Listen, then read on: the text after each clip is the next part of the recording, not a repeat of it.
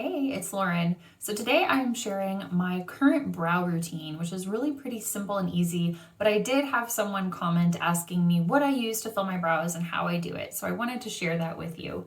So as you can see, my brows have a pretty sculpted shape. My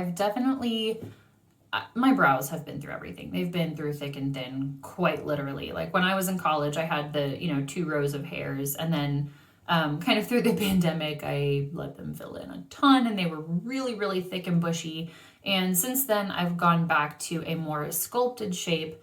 I try not to go super, super thin, but I do feel like as I've gotten older, taking a little bit more from this underside lifts my face and my brows a bit. So I've been doing that and I've been really happy with how that has been. I really try to focus on right through here because the last thing I want to do is create that like box and arch type shape.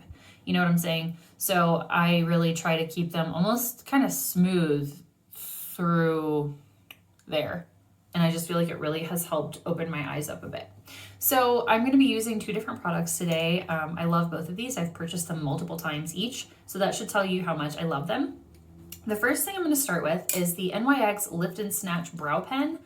This, to me, you really just can't beat it for the price point compared to some of the higher end competitors that make a similar style of product.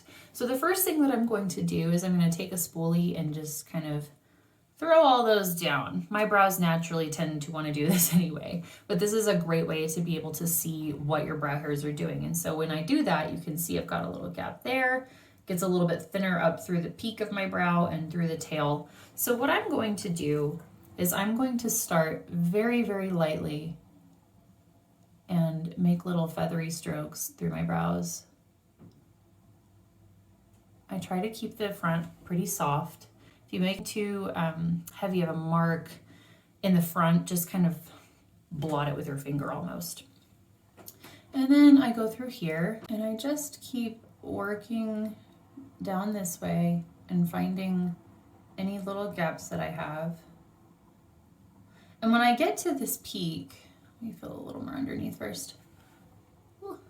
When I get to this peak, what I start doing, I don't keep going up through here really, because my brows naturally want to go downward. So I start drawing down a little bit.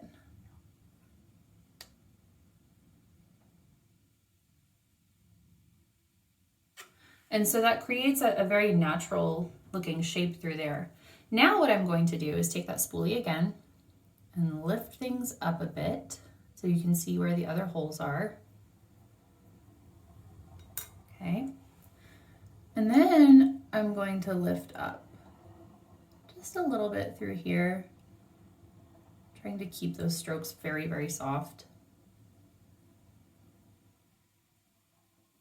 And I don't worry about this being too perfect because I use my brow gel over top of this as well.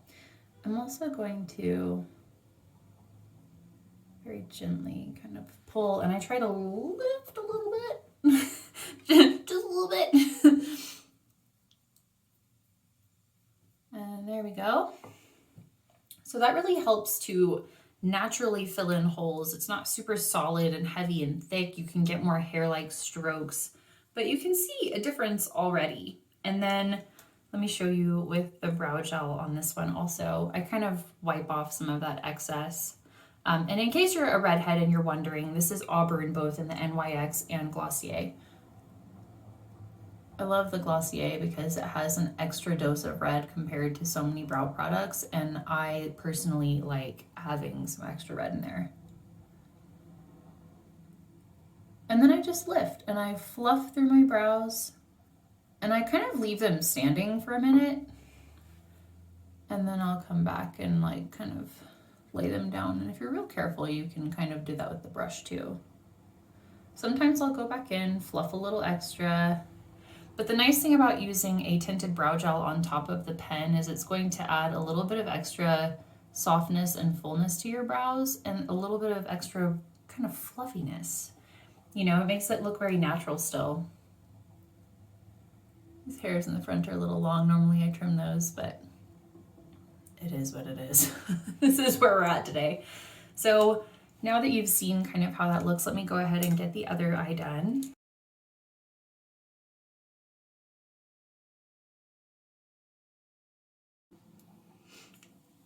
All right, once you get both of those products applied, I like to take a step back and kind of look for the balance between the two. And the first thing I'm noticing is they look pretty good and pretty even, but what I do want to do is take my spoolie that doesn't have any product on it and go through the front just a little bit to kind of break that product up. See how that softened that out a bit? I'm going to do the same thing over here. It helps if you let it dry just a little bit before you do that, because it'll leave enough product while removing what you don't want. And that is kind of it. That is my current brow routine. I've been really, really happy with this. My brows are solid and structured, but they also have a air of softness about them, which is really kind of what I'm going for.